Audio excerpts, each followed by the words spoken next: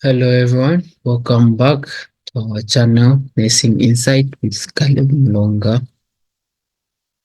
Today we are going to look at the nursing care plan for hypertension.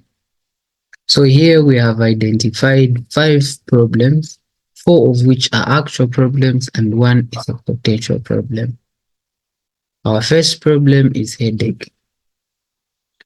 The nursing diagnosis: headache related to increased cerebrovascular pressure, evidenced by verbal reports by the patient of headache. So the patient will actually complain of headache, and headache is caused by the increase in cerebrovascular pressure because of the increased blood pressure. Our objective or goal: to relieve headache within 4 hours of hospitalization. So our objective should be SMART, meaning it should be specific, measurable, attainable, relatable, and time bound. So that's our goal. Interventions. So all our interventions will look to address our problem that we've identified, which is headache. Our first intervention is I will assess the patient's pain to determine the severity and best treatment. So I will assess the patient to know how severe the headache is and know the best analgesic or the best medication to be given. Second intervention is I will provide a quiet environment to promote rest and thereby relieve headache. So when a quiet place actually promotes pain relief, that's about quiet environment. The third intervention is I will administer analgesics such as paracetamol for pain relief. So I will administer analgesic. So you can put any other analgesic here, but here I have decided to put paracetamol. The third one is the fourth is I will provide non-pharmaceutical measures for relief of headache, such as cool cloth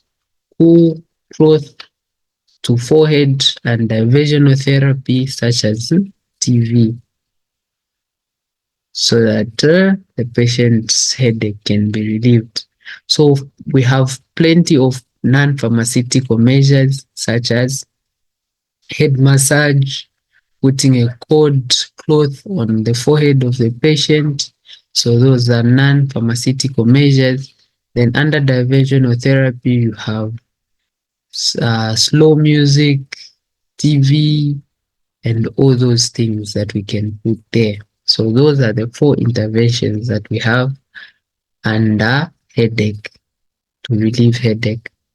Then our evaluation. Patient reports headache has been relieved, evidenced by patient actually saying that he or she has no headache. So those that's the evaluation for headache. So this is our first problem, which is headache. Our second problem is ineffective coping. So in most chronic conditions which are fatal, you find that the patients fail to cope to the current situation in which they are in. So we have identified this problem because this is in hypertension and the patient might find it difficult to cope to the situation the patient is in. So the nursing diagnosis is ineffective coping related to inadequate level of confidence, inability to cope, evidenced by verbalization of inability to cope. So here the patient is unable to cope because they do not feel confident enough to cope to the current situation. Our objective or goal, patients to verbalize he or she feels more confident about dealing with the current situation by the time of discharge. So here we want the patient to actually say that they feel more comfortable, that they feel more confident by the time they are being discharged. Our first nursing intervention, I will set a working relationship with the patient through continuity of care to establish trust and facilitate coping. So the first thing is we have to establish a relationship, a rapport with the patient, so that the patient can trust the caregiver and start opening up so that they can cope to the current situation. The third one is the second one is I will assess the patient to set, I will assist the patients to set realistic goals and identify personal skills and knowledge to cope to the current situation. So I will assist, I will not make the realistic goals for the patient. I will just assist so that the patient can also contribute in the setting of his goals so that they maintain a certain level of independence. Then the third point, I will encourage patients to recognize his or her own strengths and ability to promote awareness. So here I have to make sure that the patient identifies and acknowledges that they have these strengths and these abilities so that they can cope with the current situation. Our fourth point, I will provide a chance to express concerns, fears, feelings, and expectations to reduce anxiety and open doors for ongoing communication. So, in a situation where the person is not effectively coping, it is essential for them to open up, to, to express their emotions so that you, as a caregiver, can actually help that person to become a more confident person and to advise them on what to do. They have to express their emotions. So that's what we're going to do. We're going to provide a place where they can uh, express their feelings. So those are some of the interventions that we came up with under nursing interventions for ineffective coping. Then our evaluation is patient says he or she feels more confident about dealing with the situation, evidenced by patient verbalizing his strengths and ability to cope. So the patient will actually say that I feel more confident to deal with the situation. And how are we going to know that they're actually confident enough? They will say their strengths and ability to cope. So they will say that no, I can deal with this because I have this and this strengths. So that is about ineffective coping. So we move to our third problem, which is activity intolerance. So in hypertension, you find that most people are um, usually get fatigued or tired or weakness just after doing very small activities, daily living, the activities that they do for a living. For example, just cooking, bathing, standing, walking, all those activities. So they are intolerant to such activities. So that's our third problem. Our nursing diagnosis, activity intolerance related to imbalance between oxygen supply and demand evidenced by verbal reports of fatigue or weakness. So here you find that the patient will have an imbalance between the oxygen supply and demand because of the increased blood pressure that will cause a reduced tissue perfusion. And that is why we have activity intolerance. Objective of goal. Patient will report the ability to perform required activities of daily living by the time of discharge. So the patient here will report that they are able now to do the activities of daily living, such as walking, bathing, um, cooking, all those things. Our interventions. So the first one is I will assess the patient's response to activity to determine the level of activity tolerance. So the first thing is I'll assess is how is this person responding to the activity of just sitting on the bed? Are they getting more tired? How are they responding to standing up so that I can know the level of tolerance? The second one, I will gradually increase activity with activity range of motion, exercise in bed, increase to sitting and then standing to prevent overexertion. So here you find that we have to gradually increase from just simple stretches on the bed and see how the patient responds, and then from there we tell the patient to sit. After some time, gradually, and then now you tell them to stand. So now you can see how they are responding and how they are slowly increasing tolerance. Our third point, sorry, I will encourage the patient to refrain from performing non-essential activities to save energy. So as a healthy human being, we do a lot of activities that are non-essential. But for these patients who are actually sick and activity intolerance, we have to refrain them, to encourage them from doing activities that are non-essential so that they can save energy for essential activities. Our fourth and last point is I will encourage the patient to perform activities at a slow pace in a longer time with more rest or pauses to increase tolerance to activity. So here you have to encourage the patient to say you have to do the activity at a slow pace because they are not well at the moment.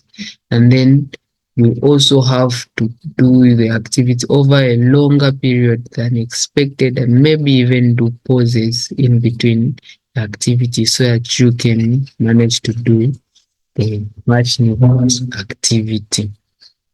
So those are some of the points that we came up with. And then the last one is evaluation.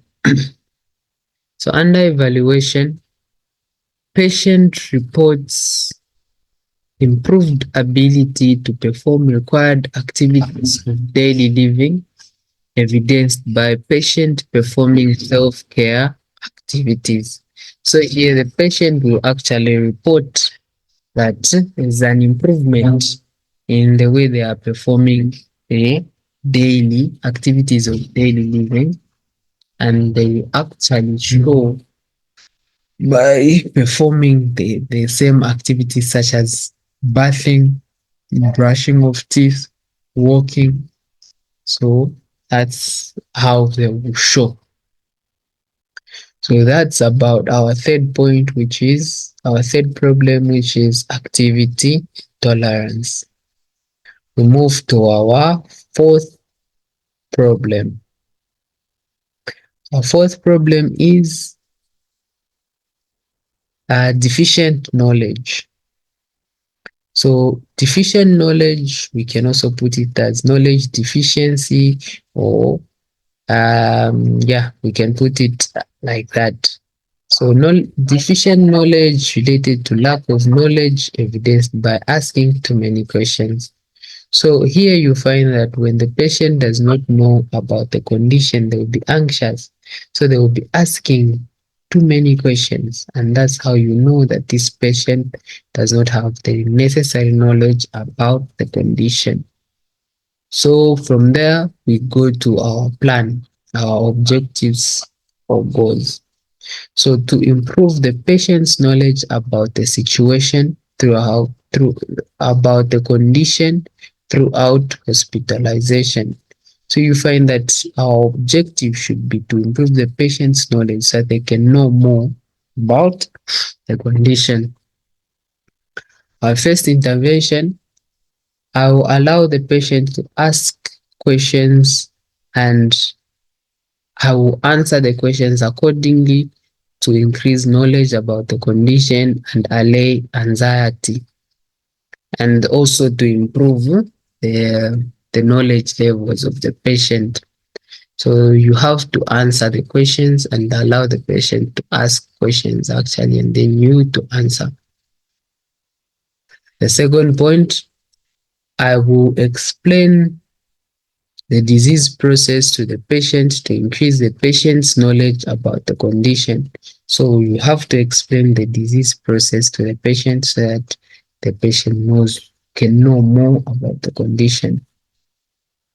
Our third point, I will teach the patient about prescribed dietary regimes to increase knowledge. So here you find that because of hypertension, there are dietary restrictions that the patient has to follow. So it is only right that me as a nurse, I will teach this patient that you do not have to take this and this food. In this situation, we'll talk about foods that contain too much salt. We will restrict such food. So I have to teach the patient to say foods that have too much salt, you are not um, required to take such food. And then the fourth point, I will teach the patient about medication regimes, including name of medication, dosage, reason for taking, and side effects to increase knowledge about the treatment of the condition. So I will tell the patient about the medications so that they can know why they're taking the medication, the dosage, the side effects, and all those things. So when I do all these things, that means I am improving the knowledge of the patient about the condition. Then the intervention. Patient shows good level of knowledge about the condition evidenced by patient answering question about the condition. So here the patient will show good level of knowledge when asked about the condition. And how will we know? The patient will answer all the questions that we are asking about the condition. So that's about knowledge, deficient knowledge. Then our last problem that we have is risk for decreased cardiac output. This is a potential problem that can arise due to increased blood pressure, which is hypertension in this case. So risk for decreased cardiac output related to increased vascular resistance, which is vasoconstriction. So as we said in hypertension, because of the activation of the renin, angiotensin, aldosterone system, we find that there will be vasoconstriction, and that can lead to decreased cardiac output. So that's why our diagnosis is um, like this. Then our goal for this problem is to maintain cardiac output as evidenced by blood pressure and heart rate within patient's normal limits throughout hospitalization. So here we want our patient's blood pressure and heart rate to be within normal ranges throughout the hospital period or throughout hospitalization. So our nursing intervention, I will monitor and record BP for vascular and cardiac performance.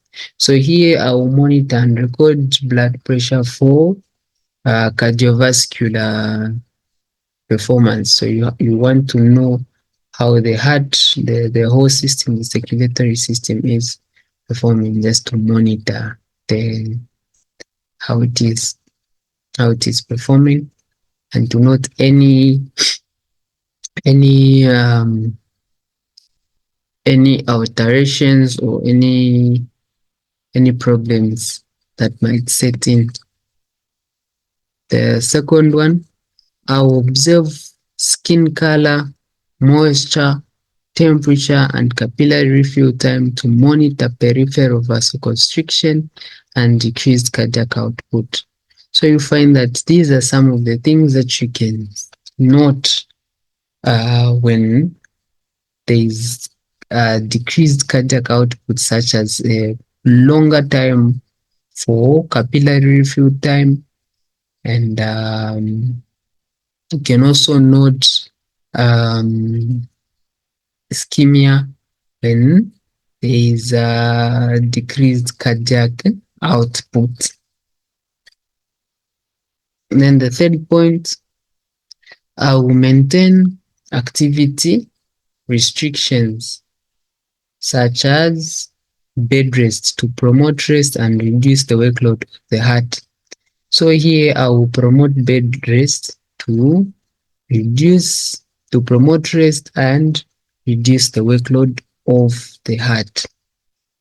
Our last point is I will administer the prescribed antihypertensive drugs, such as you can put any antihypertensive drugs such as nifedipine, you can put Lasix, which is furosemide. You can put any drug that of your choice to promote vasodilation and cardiac performances. Then our last point is our last section, which is evaluation. The patient's cardiac output is maintained within normal ranges, which means the patient's blood pressure and the heart rate is maintained, evidenced by normal and regular heart rate and BP of 120 to 120 over 85 millimeters of mercury. So you find that this patient now have a normal and regular heart rate and the blood pressure of 120 over 85 millimeters of mercury. So this is our nursing care plan for hypertension. So we've come to the end of our video. This was just a short video for nursing care plan for hypertension. So I would request you to subscribe, like our videos, and comment so that we can interact. And if you've not watched our other videos, you can also watch. Just go on our YouTube channel and check them out. Thank you. See you next time. God bless.